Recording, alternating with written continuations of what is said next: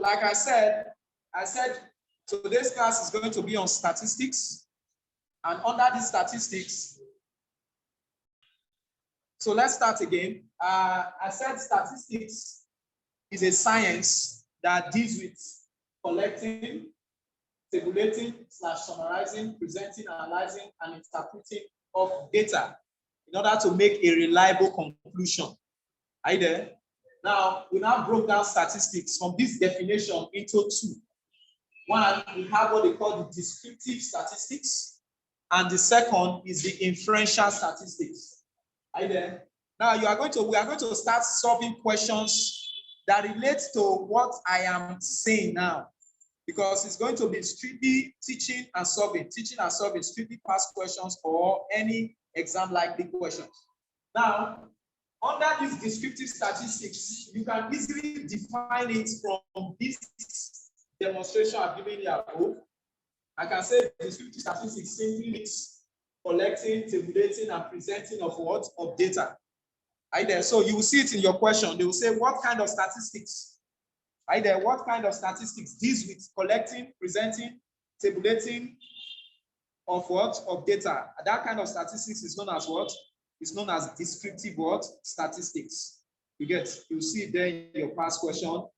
Very soon we are going to look at them in total. Okay. Now let's go to page 131 on your DOPA. Let me just use that as an illustration to explain what I've been saying so far. Page 131 in your DOPA. Don't forget, I said this exam is going to be CBT, and you need to practice enough questions. A student of mine 5 years ago said something. Said, Stanley, when I got to the exam for statistics, I did not think for 1 minute. I said, how can you not think for when you are doing statistics? I said, because all the questions we have attempted are what I was just saying. So I was just ticking. Ticking. As I read, I tick. As I read, I tick. As I read, I tick. And she scored up to 80-something% in her exam. You get? So I will also advise you to practice more questions which we are solving now, so that you can also, you just look and shade. You don't need to think so much. Okay, page 131, question number 16. See what it says. It said the phase of statistics that seek only describes and analyze a group without drawing conclusion. That seek to describe and analyze a group without drawing conclusion or infer about a large population is called, page 131, question number 16. It's called what? It's called descriptive what? Statistics. So descriptive statistics only describe, but does not what? Conclude. Right? The kind of statistics that describe about a population, but does not conclude or make inference is called what? It's called descriptive statistics. But now let's look at the options that are available to us. They say A, inductive statistics. B, deductive statistics. C, research method. D, logical reasoning. Now, if you look at the option, there's nothing like descriptive statistics. Are you there? Now, we can also call descriptive statistics deductive statistics. And we can also call inferential statistics inductive statistics. Are you there? So if you don't know that descriptive statistics is also called deductive, it becomes a what? A challenge. Are you there? So the kind of statistics that only describe about a population but does not make inference is called descriptive statistics, or what? Or deductive statistics. Now, the kind of statistics that analyze and interpret and also make inference is called what? It's called inferential statistics, or what? Or inductive statistics. So take note, this is a pure objective question. Right there? And these are questions that are likely to be tested. Now, they can come in another way. The way I gave you is one way. Another way is that they'll say the kind of statistics that uses the population to describe the sample. Hello? The kind of statistics that makes use of population to describe a sample is called descriptive statistics. either, or deductive statistics. So deductive statistics draws inference, or does not take inference anyway, makes use of the population in order to describe the sample. Right there is deductive statistics. It takes the general. It goes from general to specific. So that's another way for those that did philosophy your year one or thereabouts. From general to specific, from specific to general, you get. So it goes from general to what? To specific. That's deductive statistics. Now, but for the inferential, which is inductive statistics, it makes use of the sample to generalize about the what? The population. So when you say you infer, you are inferring based on your collection of certain information about a few sets of sample, which will be used to generalize about a what? A population. So when you take from specific to general, it is called inductive, which is inference. You are trying to describe the population based on the sample.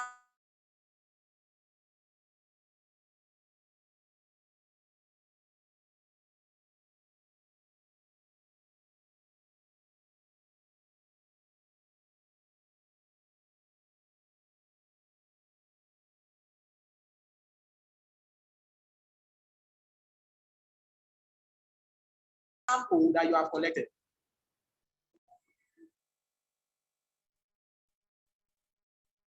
Sorry, class. There are some calls that are coming in, which I just have to quickly cut. Okay, I was trying to say, for example, purpose, they can ask you the kind of statistics that makes use of sample to describe a population is called what? It's called inductive what? Inductive statistics. Okay, which is inferential statistics. And that's your question, which I just read for you. Okay, now apart from this aspect of statistics that we just described now, there are some key elements that naturally you should know before you enter your exam for statistics. Now, one of these elements is called a population. So when you say a population, what do you mean? That's right.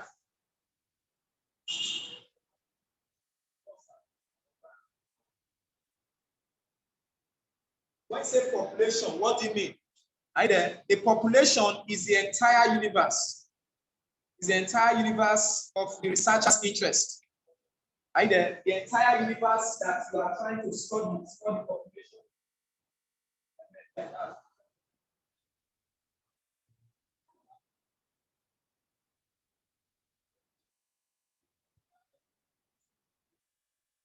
Yes, the entire what? Observation of the researcher's interest is called what? It's called population. Now, please, it's important you also know this. A population can be finite or infinite. A population can be what? Can be finite or what? Or infinite. Either it can be finite. Finite means it has an end. It can be measured. Either it has an end. When it is finite, it has an end. Either a good example of a finite population is what? The number of students in the class. The number of population in Nigeria is a finite population.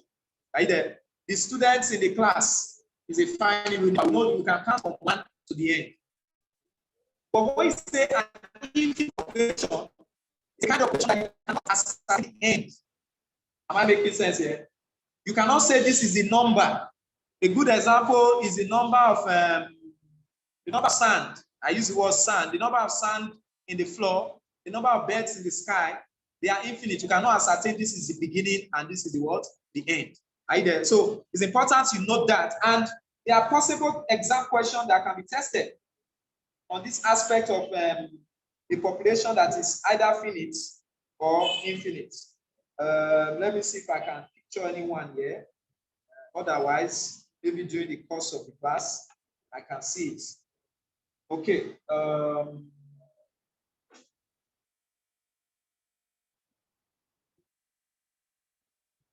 Okay, I cannot really place hand on anyone here now, but I'm so sure before the class ends, I should be able to see one or two that talks about that talks about finite or infinite population. Okay, so let's proceed. Let's proceed. Now, apart from population, we have what they call sample. A sample is a subset. A sample is a subset of the entire population. A sample is a subset of the entire population. Right there. But there's something I want to also discuss with you on that population. I'll use this question to discuss it with you. Now see what they said. On page 131, question number 6. Page 131, question number 6. He said, the dash population, just listen, the dash population is the aggregate about which the investigator is trying to make inference from his sample. You know, I said the population is the entire universe of the researcher's interest. Abi? Good. Now, the dash population, there's one called target population. Right there. Now, the target population, you can have several populations. Let me give you an idea. The population of Unilag MBA school, right there, is my entire population for my research. But I'm actually targeting year 2. I don't have business with year 1. Year 1 is my general population. But my target population is the population that I want to draw inference on. So I want to draw inference on MBA year 2. That becomes my what? My target population. So let's go through the question again and see what the answer will be. He said the dash population is the aggregate about which the investigator is trying to make inference from his sample. A, sample population. B, infinite population. C, census. And D, target population. So the answer will be what? The target what? Population. Right there. There's nothing like sample population. That's tautology. Right there. There's nothing like, there's something like infinite population. Infinite population is a population you cannot know the end. Abi? Good. And there's what called census. Census is just taking account of the entire what? Population. Right there? Good. So that's for population. So if I still see more questions on population, I'm still going to bring it out for us to review. Okay, so I will say sample. Yeah.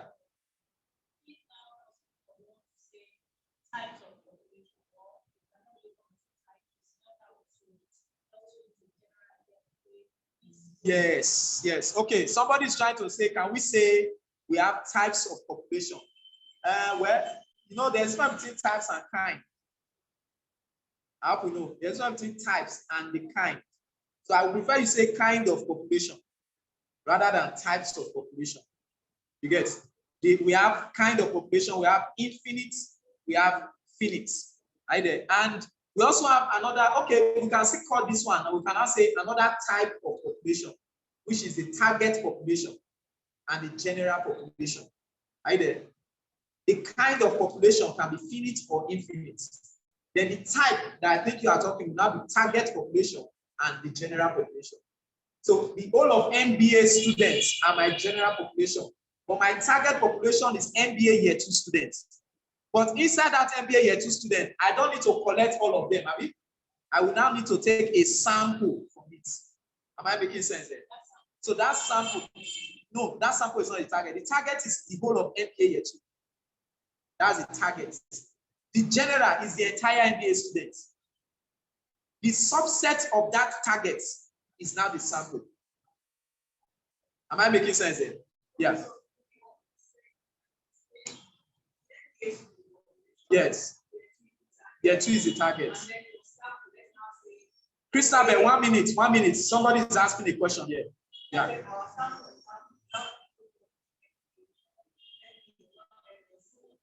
No, your sample, Abi. Your sample will now be inside that MBA year 2. I just need 100 students. That will not be the sample. You understand? Okay, Christabel, can you ask your question? Hello, Stanley. It's still on the same question. So it's still not clear the difference between sample, target, population of interest. Really, the three of them, I don't know what. Okay, now, see. The best way to understand it is to use this scenario that I've given you now.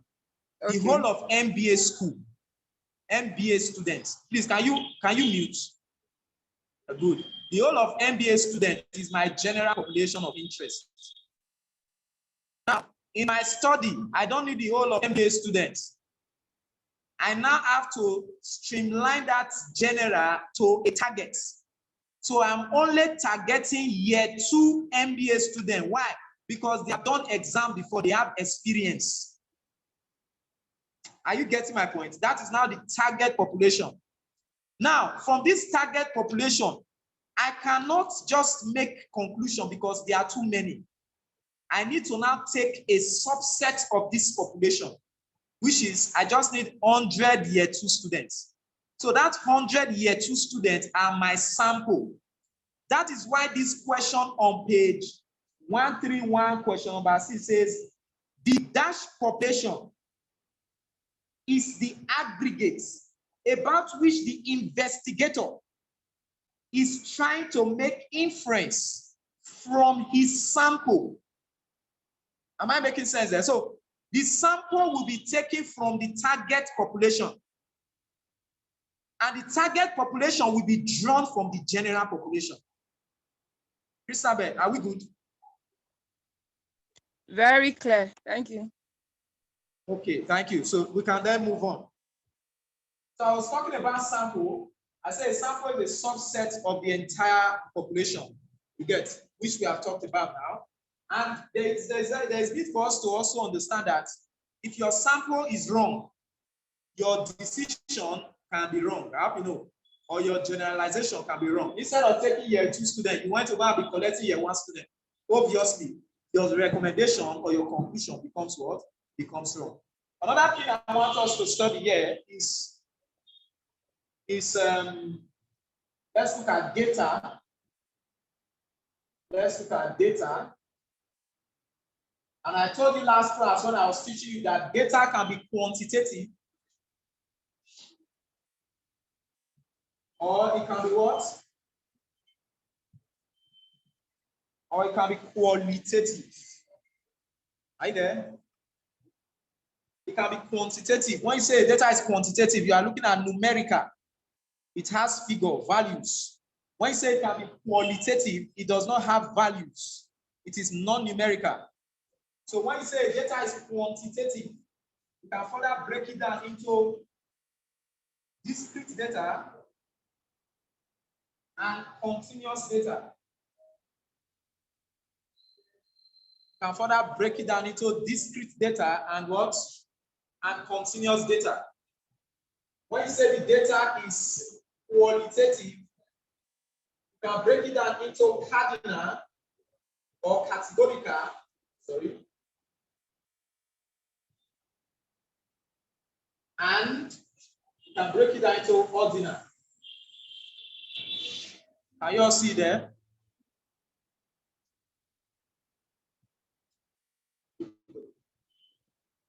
So, sorry.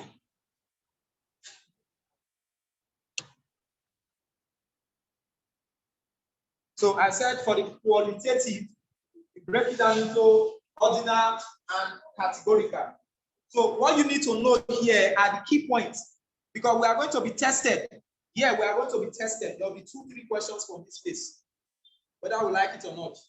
Now, when you say a data is discrete, now what we are saying is that it takes an integral value. It takes a whole value. Are you there? It cannot be fractionalized. You cannot take a fraction of human being in the class. Are you there? So that's why we say data is discrete. It is discrete because it takes an integral value, which is a whole value. Are you there? Like the number of students in the class cannot be 2.5. Are you there? You cannot say we have 2.5 students in the class. The student in the class can either be 2 or 4 or 3. Are you there? Then when you say it is continuous, it can be fractionalized. It takes a non-integral value. It can be fractionalized. You can take a fraction of this number. So A good example is weight, height. The weight of a tank of water. Either the weight of a tank of water. Those can be classified as what? A continuous data. Then when you say data is ordinal, the reason why, or the reason for it being ordinal is because it can be logically arranged in a natural order. Either it can be logically arranged in a natural order. So a good example can be your grade. If you are arranging grade of students, you start with first position, second position, third position.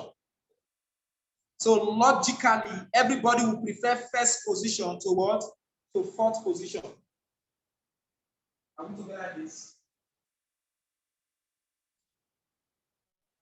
So that's for ordinal. And when you say it is categorical, you can classify this data based on certain features that is peculiar to the variables. Right there? You can classify this data based on certain features that is peculiar to these variables. So if you have, for example, gender, I cannot say I am female. Why? Because there are certain features that I carry that makes me an opposite sex. Am I making sense? I cannot explain the features, but it's me that know the feature, and you also know the feature too. So I cannot say I'm a female because I don't possess certain features of a female. So I can classify my sex or my gender in this class into male and female based on certain peculiar features that they have. I can classify them based on age. I can classify them based on status. I can classify them based on academic qualification. You get, based on marital status. So this is a classification or categorization of data. They are qualitative. So when you say status, when you say marital status, you are looking at married or single. Am I making sense there? So they are not quantitative, rather they are what? Qualitative. Are we together in the beautiful? So we'll move on to the next phase, which is, let's look at some concepts about hypothesis. Let's look at some concepts about hypothesis before we go into some questions that we can use to review ourselves. Okay. Now, when you say an hypothesis,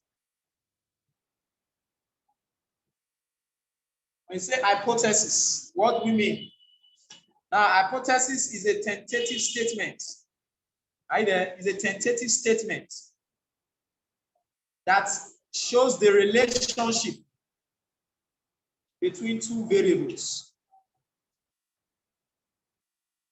The tentative statement that shows relationship between two variables.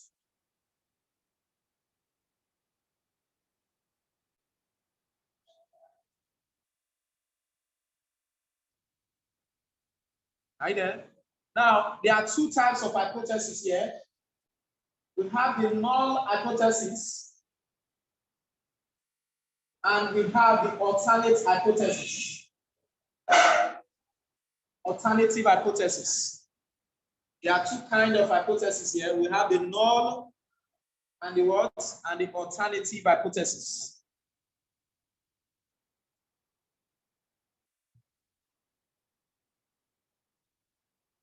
Are you there? Now, let's start with the null hypothesis. It's very important you know this. The null hypothesis is the hypothesis of primary interest. Take note. The null hypothesis is the hypothesis of primary interest. So when we say the hypothesis of primary interest, what do we mean? It's the hypothesis that the researcher wants to investigate. Am I making sense there? How do we write it? We say H naught is mu is equals to, are you there? You can write it like this. The null hypothesis is always showing equality between the population parameter. The null hypothesis is always showing equality. You can start to remove this knot. This knot doesn't mean anything. The knot, so long as it's here, it's that other knot they don't mean anything. Are you there? The null hypothesis is showing equality between the population what? Parameter. And this is the equality here. Are we there?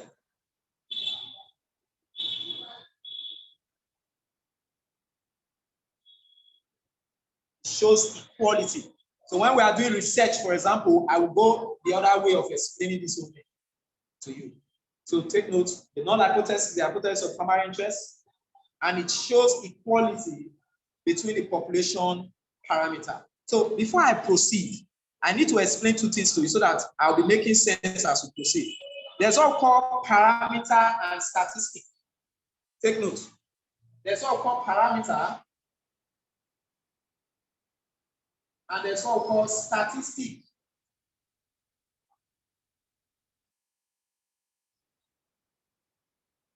There's what we call parameter and there's what we call what? Statistic. So just a minute. The answer is the characteristics. A parameter is a characteristics of a population. A parameter is a characteristics of a population. So a good type of parameter here is that when you say you are measuring, this is a parameter of mean. Are you there? So you see the way I use it here. Hello. Now I want you to recall what I said here, so that you see the relation, the way I'm relating the teaching. Now see, I said the null hypothesis shows equality between parameters. Abi? Now, if you look at this thing here, are they not parameter? Parameter mean. So what I'm trying to explain here is that the parameter is a characteristics of a population. So what we have here is called population what? Mean. Can you see there? It's called population what? Mean.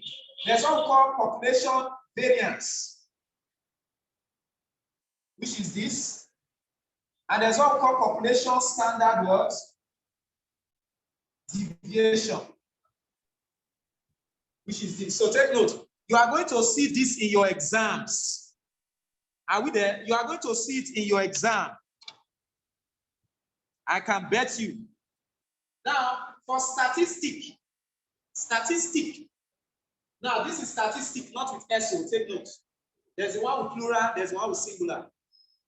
This statistics is a characteristic of a sample.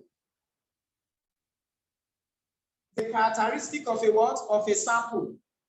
And a good measure of statistics is mean is equals to X bar, variance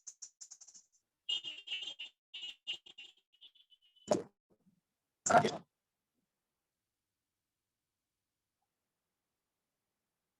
you see there on the board?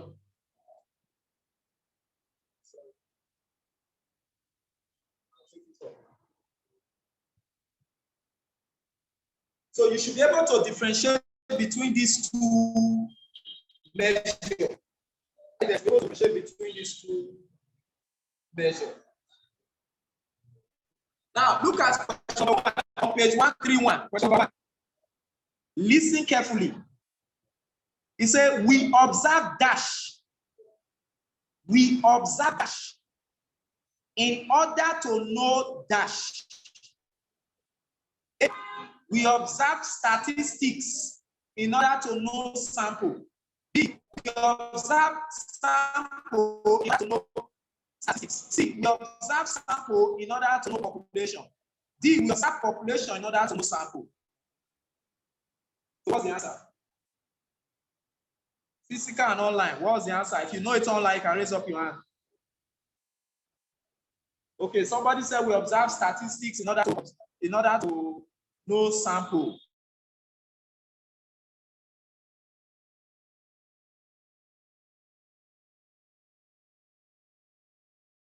We observe statistics in order to know sample.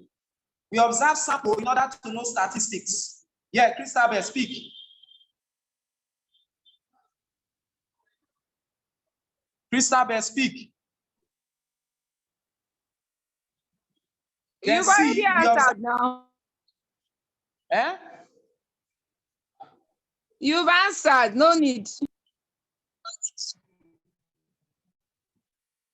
What did you say? Okay, please mute Christabel. Then C, we observe sample to know the population, and D, we observe the population to know the sample. So what's the answer? Now let's understand the question. We observe to know. To know, is it not inference? Hello? We observe to know. You observe from the specific to know to the what? General.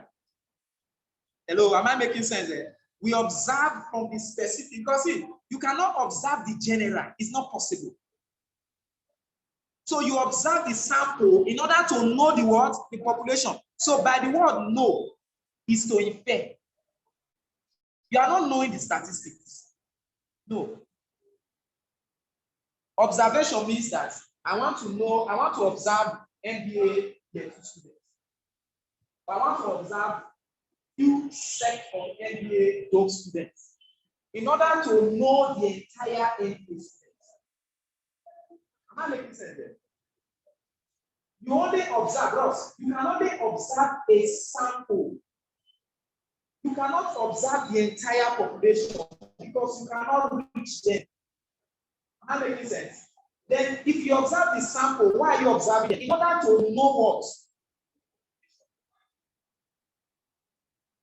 That is what I talked about inferential statistics. I said you observe the sample to know the what? The population. Are you there? So the answer is you observe the sample in order to know the what? The population. So that's one thing I need you to what? To put at the back of your what? At the back of your mind. Okay. As we go on, I'll be unveiling lots of questions that'll be very tricky. Are you there? That'll be very tricky to us. Are you there? Okay, so let's proceed. Let's proceed. Now, we also talked about the alternative. Yeah. Beautiful. Somebody is asking, what's the difference between parameter and statistics? Let me see if there's a question that will answer our question. If there's a question that will answer our question, because I think I have seen that question in several past questions. What is the difference between parameter and what? Statistics. Now look at page 132. Page 132. Somebody here is asking a question. What's the difference between parameter and statistics? Page 132, question number 34. He said, which of the following is a quantity of population? Which of the following is a quantity of what? Population. A, sample. B, events. C, data. D, parameter. Is what? Is parameter. Hello. Which of the following is a quantity of a population? Are you there? The quantity of a population is the what? The parameter. So which of this is a quantity of a sample? Statistic. Are you there? That's what we say. A statistic is a characteristic of a what? A sample. While a parameter is a characteristic of a what? A population. Like I told you that class. From now I finish my section. It's going to be question and answer. There will be no time to. Okay. Now let's go. Lots of questions to still solve. We have the alternative hypothesis. We have the alternative hypothesis. Take note. The alternative hypothesis is denoted as H1. Are you there? Which is mu is not equal to mu. This is just an explanation. When you are seeing it in your exam, here will be mu, but here might be figure. Here will be quantity. Are you there? So, madam, see what the question we just finished now, eh? The question we just finished up now. See, if I say H naught, mu is equals to 50.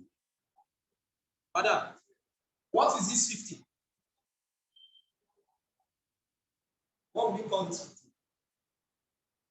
Right there. Is the quantity of what? Of the parameter. And what's the parameter? This is a parameter. Hello? This population parameter. It's called mu. Right there. 50 is a characteristic or the quantity of this population. Am I making sense there? Madam, what is this? I want to get this. So this is just a population. It's just like I said, Nigeria population is 2 billion or 200 million. I'll come here and put 200 million. You get it? I'm just saying this is the population. That's what it's saying. Okay. So as we're unveiling some things. Now, this is called an alternative hypothesis. Take note. An alternative hypothesis shows the direction. Right? An alternative hypothesis shows the direction or the sideness. An alternative hypothesis shows the direction or the sideness of the test. An alternative hypothesis shows the direction or the sideness of the test. Full stop. It can either be a two-tailed test or a one-tailed test. It can either be a two-tailed test or a one-tailed test.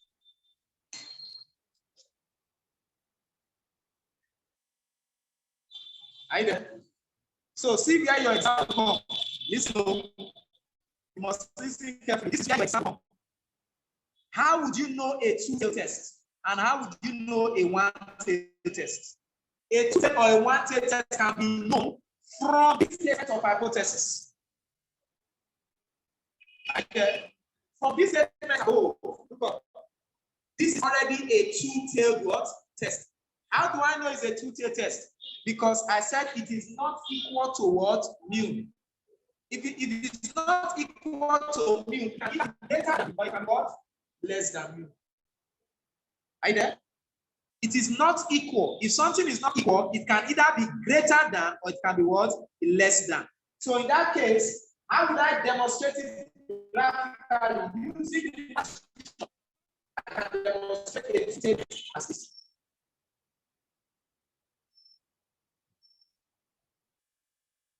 Are you there? So this is a demonstration of a two-tailed test. You can see this in your exam. They will draw this above. They'll say the above normal distribution symbolizes dash tail test. A one-tailed test. B, a two-tailed test. C, you get, they will just give you options like that. You should know that this tail here symbolizes a what? A two-tailed what? Test. Excuse me. There's also what we call a one-tailed test. Either a one-tailed test. Let me be sure that they can see the board up to that side.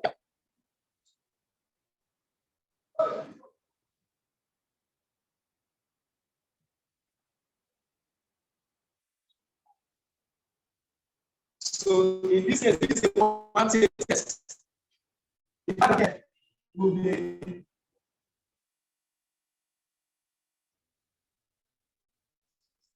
so I can start to take notes. Everyone take notes. I can start to put 0 here. Are you there? The number that we might be. I can start to put 0 here. There's no casting on. But the key point you should know that is this sign. So as this is called a one-tail distribution. But what kind of one-tail? A lower tail test. You said no, this is a lower tail test. It's a one-tail test. Or it can be a lower tail or upper tail. This is a lower tail. Am I making sense here? This is a what? A lower tail. Now, I can also demonstrate another one tail, I mean, not like upper tail as this.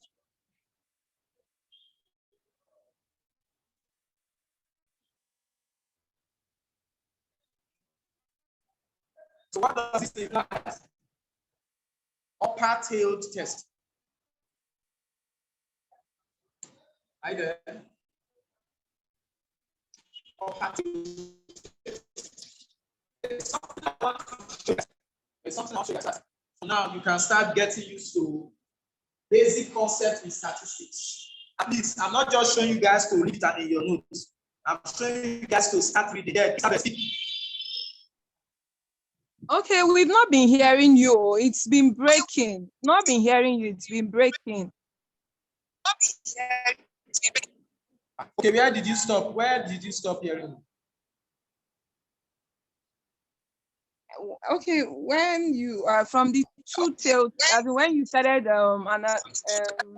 drawing the diagram for two-tailed test.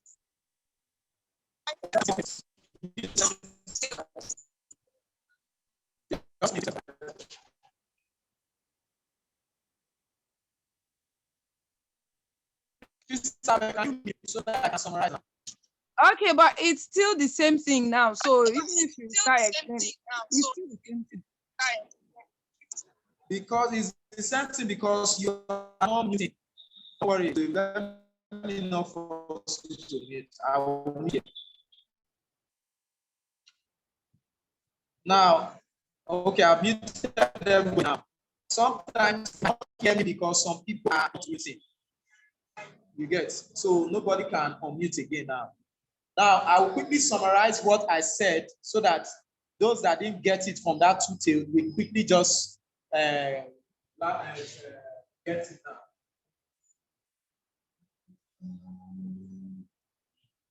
So I said H1 mu is not equal to 0.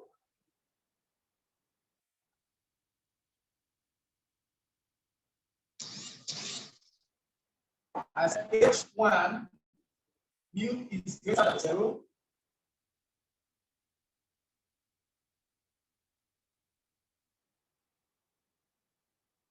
Then I said H1 mu is less than 0.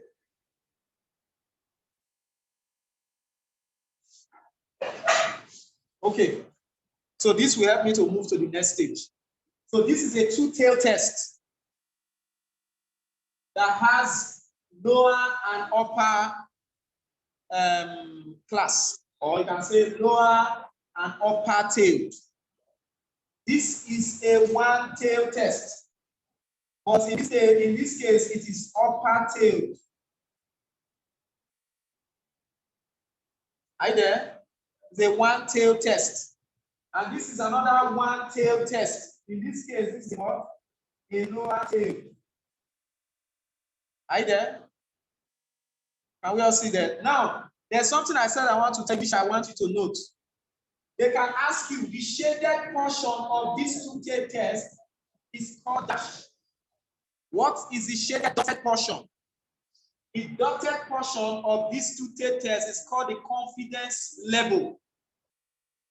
Take note, the dotted portion of this two-tail test is called the confidence level. Some books can call it acceptance region. This dotted point is called confidence level, the acceptance region. Are you there? Some books, some questions will also come, they will ask you, what is the shaded portion here? These two portions here. Now I'm going to remove the dot now. What is the name of this shaded portion on this curve? The shaded portion here is called the rejection region. Are you there? The shaded portion is called the critical region. Please take note of everything. These are keywords you see. You must see it because I taught it. The shaded portion is called the significance level. There's something we said, so please take note. This dotted portion is called the confidence level or the acceptance. It's called the confidence level or the acceptance. This shaded portion is called the significance level. Are you there? Or the critical region. Or the rejection region. Am I making sense here? Now, hello, let me take it from another perspective again. Look up. This shaded level can also be called alpha. The shaded level can also be called what? Alpha. Now, they can ask you, they will say this shaded level called alpha, there's another name they call it. There's another name they call it. They said alpha also means the significance value or the threshold value. Are you there? They can also say, another way they can call alpha, they say the probability of committing a type 1 error is dash. Please take note of everything I am saying. These are questions. We are going to see it here on our past questions as we saw. You'll be seeing it here. The probability of committing a type 1 error is dash. Are you there? That probability is called what? The alpha. Which is called what? The significance level. Am I making sense here? It's called alpha and it is called the what? The significance level. It's important we know that. Very important. Now, there's something else we need to know again under this hypothesis section. If I say alpha is the tail, which is lower and upper tail, which is this tail, shaded part, I mean, they are called the tail. Then this big portion it can be called what? Beta. Am I making sense? Then we can therefore say alpha plus beta is equal to what? 1. What this beta is telling us now is the confidence level. If the significance level is 0.05, therefore the confidence level will be what? 0.95. So the summation of confidence level plus significance level will give us what? And that one is called what? That one is called what? I give you as an assignment. When you say significance level, so that I can give you an idea. When you say significance level is the probability of what? Of committing a type 1 error. That's the significance level, which is there's a chance that it might fail. That's the significance level. The confidence level is that I am so sure, I am 95% sure that it will be successful. Then, if you combine it together, what is that one? That one is what? Mama said that one is the test of the result. Okay, somebody said that one is the conclusion. That one is the event itself. That's not the conclusion. That is the scenario itself. So the scenario is that the person is sick. Okay, I think that makes sense. That is more like the hypothesis, which is the scenario itself. Okay, good. Clap for yourself. Clap for yourself. You are doing well. Okay. Now, there are 2 types of errors that you might likely meet in hypothesis testing. One, you have the type 1 error.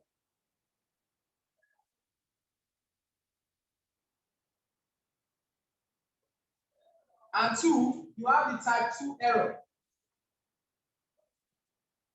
I've drawn this for you in research and statistics, and you are going to see this in your exam. You are going to see this in your exam. It's 100% sure. Now, if a null hypothesis is true, listen, if a null hypothesis is true and you accept it, you are making a correct decision. Am I making sense there? If a null hypothesis is true and you reject it, you are committing a type 1 error.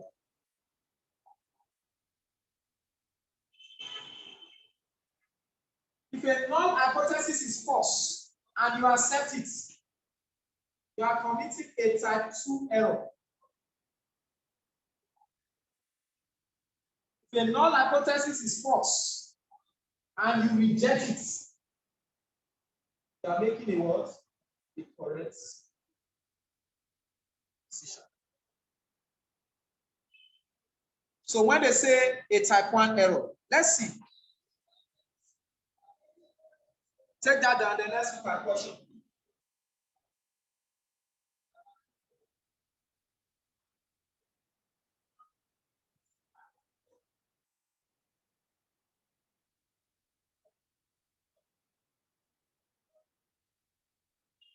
Page 131.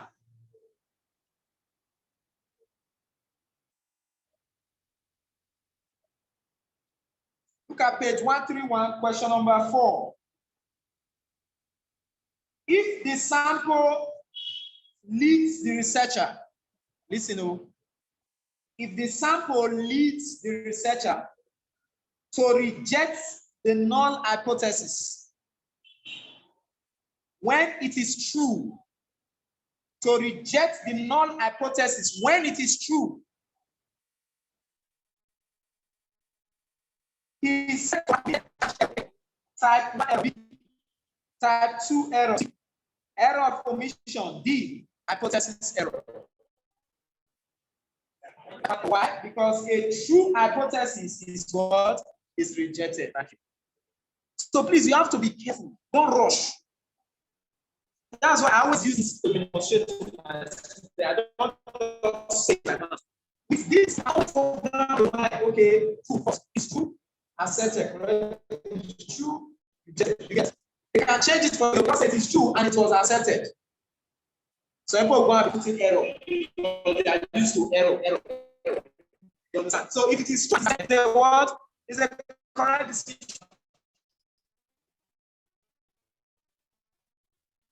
So please.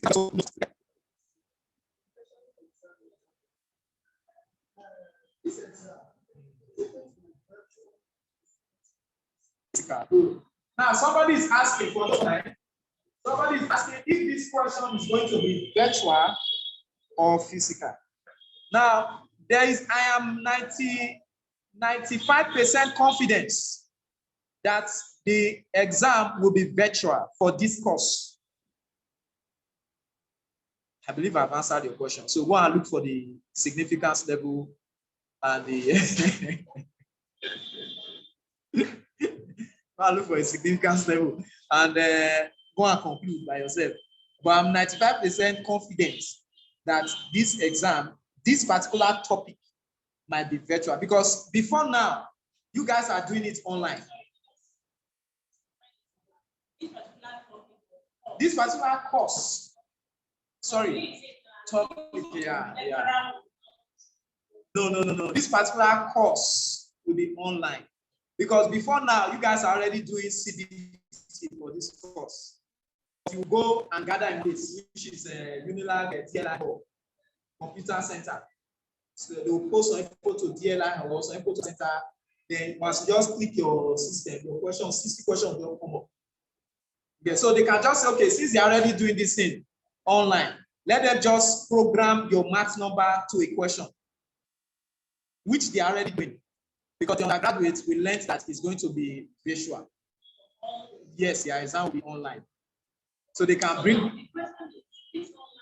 Yeah.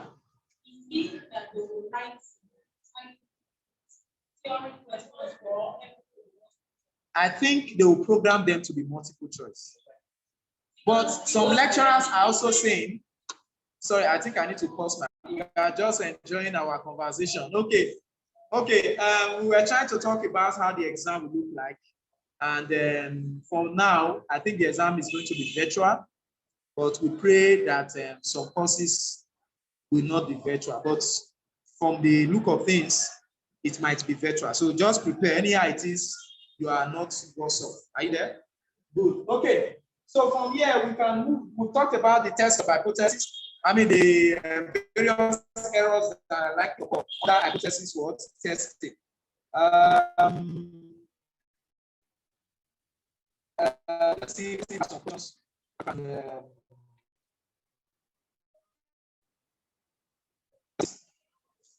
A question that can move me to the next topic.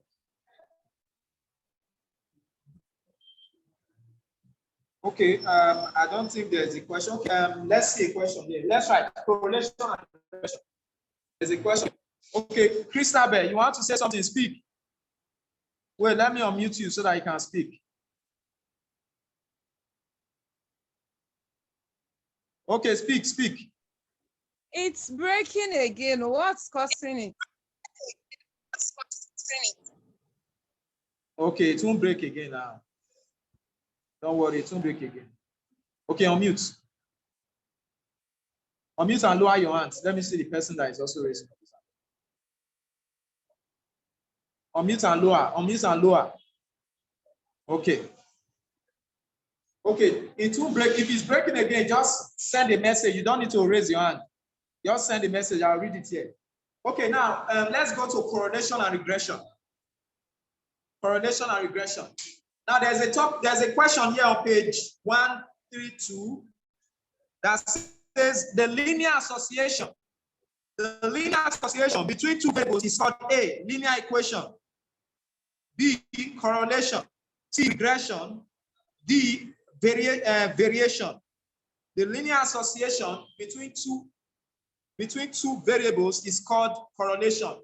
Now let's write page 132, question number 49. Linear association between two variables. Now, correlation measures the association between two variables. Correlation measures the association between what? Two variables. And I told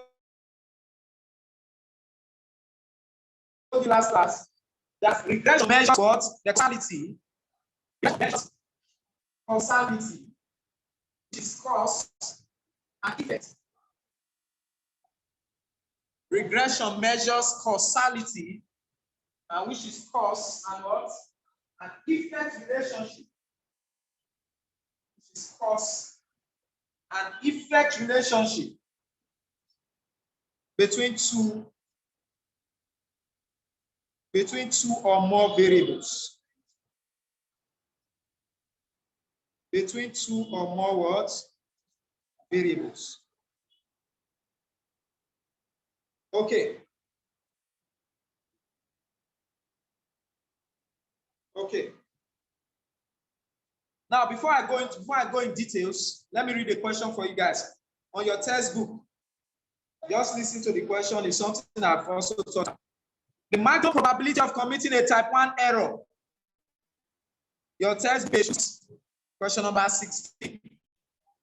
The maximum probability of committing a type 1 error when the null hypothesis holds is A, positive hypothesis, B, significance level of test, C, rejection region, and D, null hypothesis. The maximum probability of committing a type 1 error when the null hypothesis holds is A, alternative hypothesis, B, significance level of a test, C, rejection region, and D, null hypothesis. I've told you that before now. The probability of committing a type 1 error is what? Is alpha. And alpha is what? The significance level. Hello, didn't I mention that earlier on? I mentioned it. You get? So see that? Then the next question, which is 17, says the hypothesis of primary interest is called what? Null hypothesis. Are you there? It's called the null hypothesis. I just want to be sure that everything we have done, all the questions to it, we have to answer them. Okay, now look at question number 9, page 225. Question number 9, page 225. All of these indicates the expression. I'm going to write the expression. All of these indicate the expression of alternative hypothesis. All these indications of alternative hypothesis. A.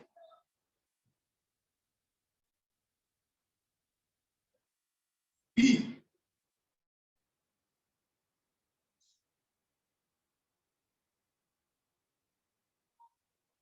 C.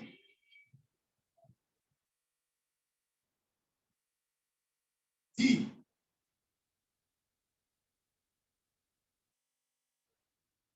All of these indicate the expression of alternative hypothesis except what? Except what? B. Why? Because it's a null hypothesis. Thank you. Because I've told you that a null hypothesis always shows equality between the what? Population parameters. Are you there? So please take note. These are questions you start seeing. And the beauty of these statistics is the way I'm taking it, my teacher that I'll be taking the descriptive section. I've also taught you guys the descriptive section before now, around those online class. So if he's taking the descriptive section, I would like him to also be reviewing questions. These are the things we see in exams. It cannot go beyond this.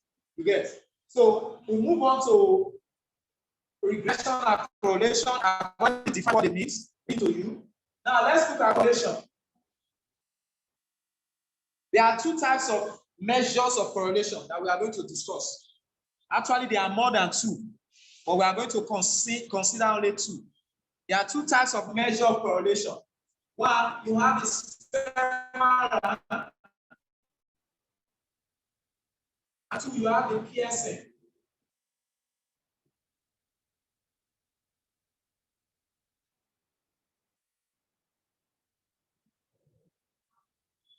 Either one, we have the Spearman rank, and two, we have the Pearson moment, Pearson product moment coefficients. I want to write this. Yes.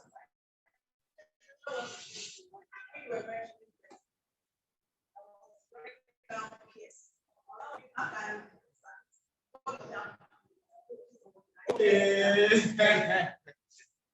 You know, that's the difference between online class and physical class. Again, physical class will always be the best. You understand? But some people actually prefers online. Which are those people sitting here in the class now? Understand? Whether they say physical or not physical, you like online. It's natural. You are naturally online. Yes. Okay. Now let's look at the first one, which is the Pearson product moment. The Pearson product moment is 12:30. It's from my table. When did I say I should come? 12:30. That's when I said I should come. But I actually know it's going to be 11. I mean, when I put 12:30, I know. Break it. Okay. I said the Pearson product moment. But the Pearson product moment, they believe that correlation should be ranked. Take note, the Pearson, the Spearman rank. Did I say Pearson product moment? Oh, sorry. I'm starting from the first one, the Spearman rank. Sorry. I'm starting from the first. You know, I said Spearman rank and Pearson product moment. So I was thinking I was talking about Spearman rank. So for the Spearman rank, which is the one I'm starting with now, take note, the Spearman rank. The Spearman rank believe that the variable should be ranked in order to establish correlation.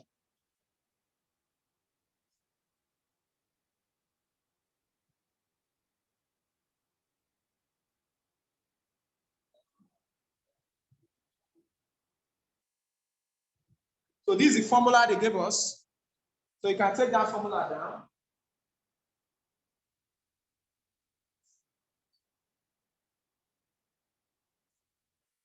That's the formula they gave us on Spearman run. But I will not waste time. Either I will not waste time. We'll just be going to how your exam will look like. How your exam will look like. Because my class with you for these statistics for my section, I just need 3 classes to finish my section.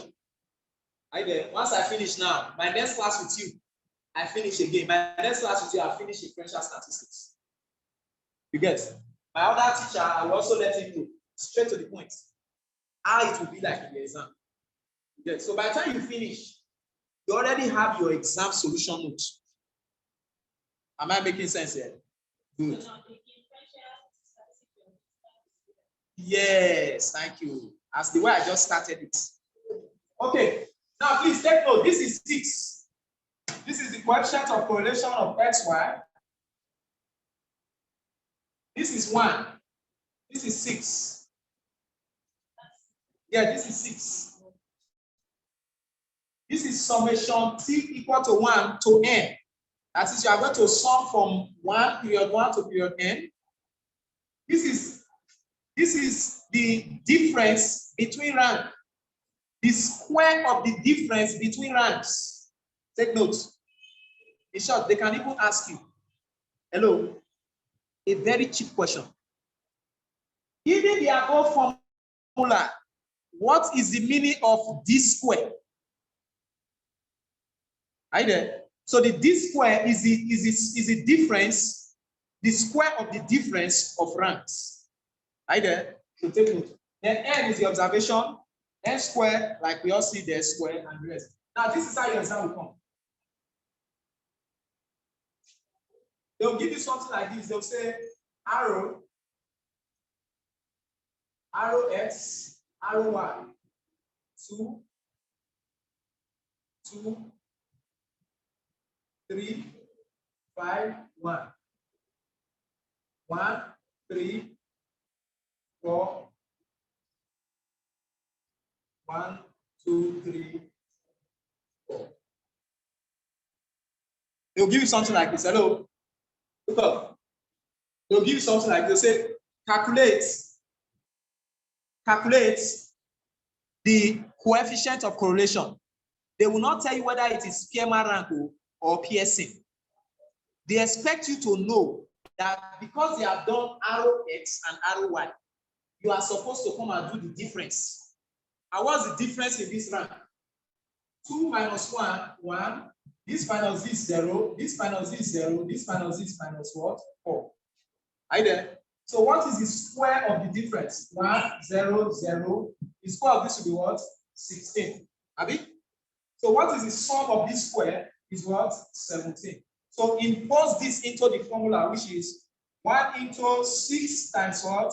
17 all over 4 into bracket 4 squared minus 1. Did it take you up to 1 minute to solve? 1 second, 1 minute to solve this? Exactly. This is how your exam will look like. So take it down, take it down.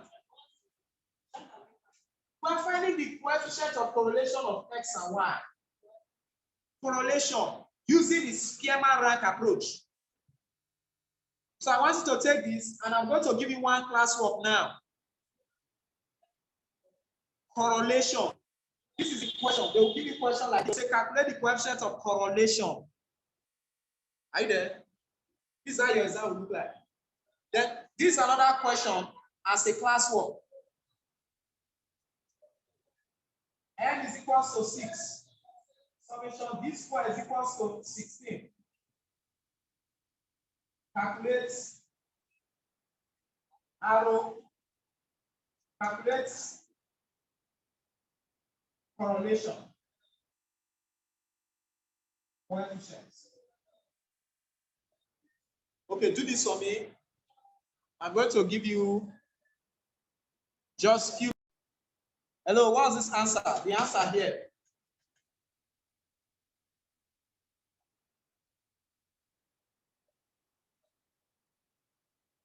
Hello, speak now, speak.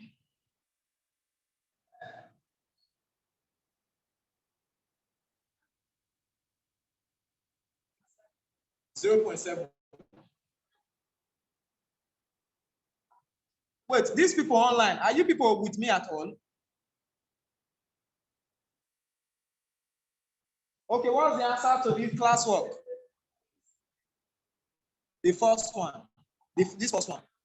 Okay, minus 0.7. Yeah. This classwork.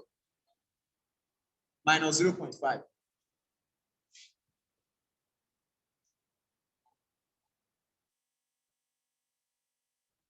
Okay, the first one, Ali. Sulaiman Ali, thank you. Christabel, just type it. We can't be unmuting. Just type it. Christabel, type it, please. Okay, the second one is 0.54. Somebody said 5.4. 542. Thank you. You guys are following me. It's like the online students are physical students. Some physical students are looking me or well. They are looking me or Anyanya. As if maybe I did something evil. Give me answer. They are looking me Anyanya. Eh? Okay. Thank you. I got you. Now, please, that brings us to the next phase, which is the degree of correlation. That's right. Degree of correlation. Degree of correlation. Now, correlation can be -1 or +1. This is a boundary. You will see this in your exam. It's a must. Please, everything I have said today, you must see it in your exam. I am saying it authoritatively. Mark my words. If you didn't see it, let me know. And you can come and collect your lecture feedback. You must see this. All these things I've said today in your exam. Now, correlation lies between -1 and what? +1. So that means that if you have a negative sign, you are correct. Because I believe when you see a negative sign, you'll be afraid, am I correct? So am I correct? So now see what it means. There's what we call perfect positive correlation, right? Perfect positive correlation. There's what we call perfect positive correlation. This is it here. X, Y. The correlation between two variables is equal to +1. So when you say it is perfect positive, the correlation is equal to +1. So in case you get 1 in your exam or your anything, don't be saying you are afraid. That is a good answer. There's also what we call perfect negative correlation. X, Y. The correlation coefficient of X and Y is -1.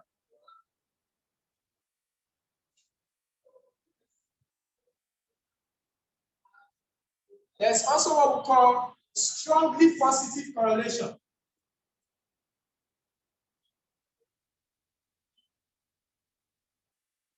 Strongly positive correlation is 0.50 to 0.99. You get, so the answer you got earlier is not positive, rather it's what? Okay, the answer you got for the assignment was positive, Abi. 0.45, Abi 54 something. So we can say that correlation, there is a strong association between X and Y. There's also what we call strongly negative.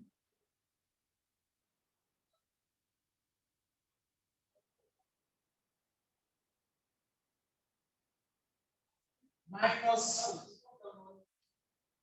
Yes? This one is perfect positive, perfect negative, strongly positive, strongly negative. Are you there? So the strongly negative is -0.50 to -0.99.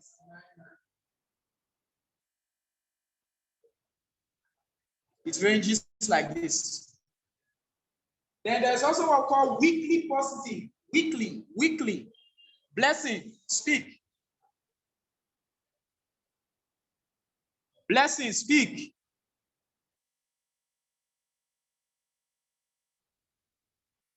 Okay, let me unmute you to speak. Okay, please. Okay, Blessing. activated your speaking. Check the positive and negative graph again. I think we put them in the same direction. They're supposed to be in opposite direction. Hello, Blessing, don't waste our time, we'll speak. Can't you hear me? Okay, whenever you are ready. I'm speaking now. I said the strongly positive and strongly negative. Check if you're the same graph for them.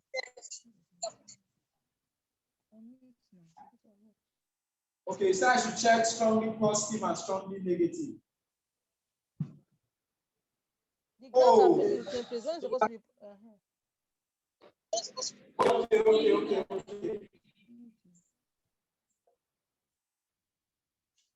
Thank you, Blessing. Thank you. This is a positive sign, this is a negative sign. Thank you.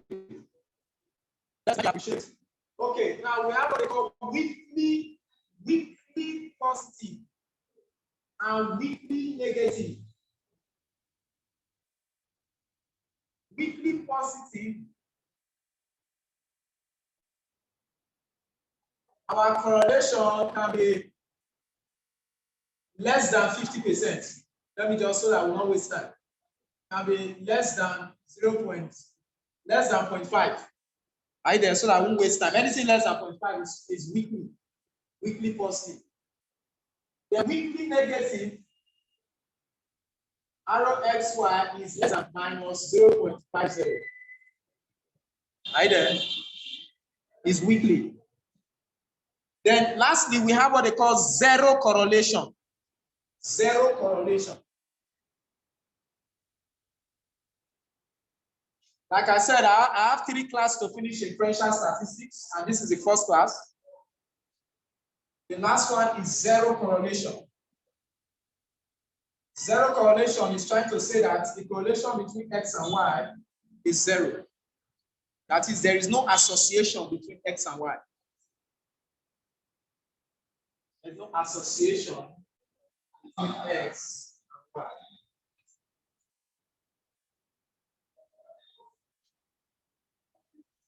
Okay, so if you finish that, we are going to go to the Pearson product moment. We are going to look at the Pearson product moment. Okay.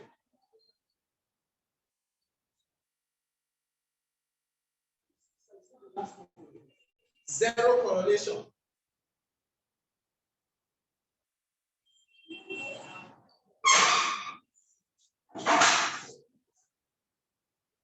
Okay. Okay, so let's proceed quickly. For the Pearson product moment, I will go straight to the point.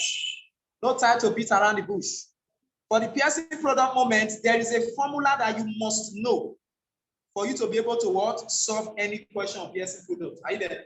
Now the formula is arrow xy is equals to n summation xy minus summation x summation y, all divided by the root of n summation x squared minus summation x squared times the root of n summation y squared minus summation y squared. Right there. So this is what you use to solve for the Pearson product moment.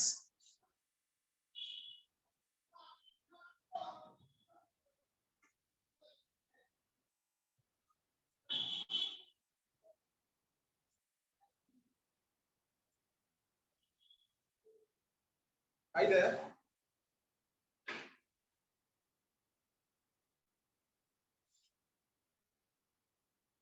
Now, the way you are going to see your exam here is like this. If you have your past question paper, I'm going to write it. You can go to page 134. 134. This is how you see your exam. Your exam. Now, so this is how you see it. They will not change it. This is how you will see it. Don't ask me if I've seen the question. Now, this is how you see your exam. They are going to give you a question like this. They'll say summation x is equal to 603. Summation y is equal to 631. Summation xy is equal to 36540.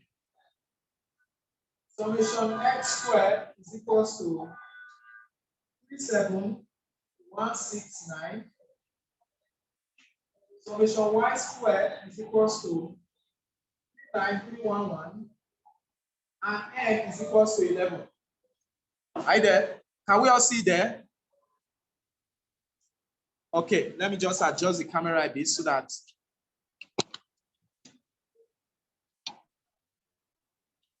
Okay, I guess you can all see it now. So please take down this question, and I need you to solve for me the coefficient of correlation. Now you see that the question I'm giving you now is different from the way I gave you the question for Spearman rank. Hello? Spearman rank, did I give you anything like summation x, summation y? No, I just did arrow x, arrow y. So this is how you know the difference between a Pearson product moment and a Spearman rank method of correlation. They will not tell you. As it is now, did they say use Spearman rank? No. Did they say use Pearson? No. You should know that this is Pearson product moment. Are you there? So quick one, I need you to solve. Everybody, put your calculator on your book.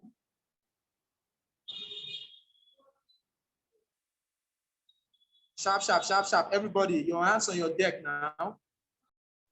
Okay, so what's the answer? Hey, it's like my online students are very sharp than these people, you know. 82, 92.4. Somebody got 54 point something.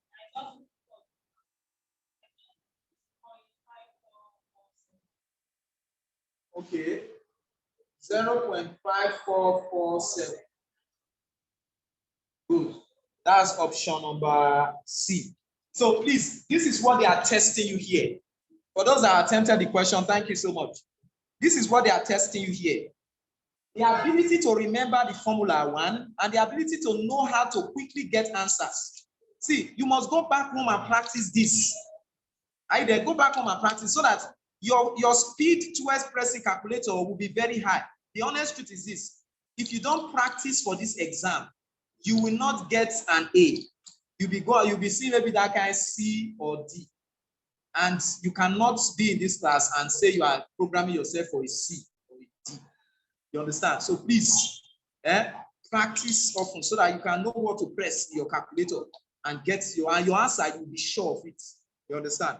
That's for that. Then we can quickly move to coefficient of determination. Quickly rest, right? Coefficient of determination, right? Before we look at songs. Sorry, the class for strategy will be starting any moment. So I will just be rounding up now so that I can start up the class for strategy.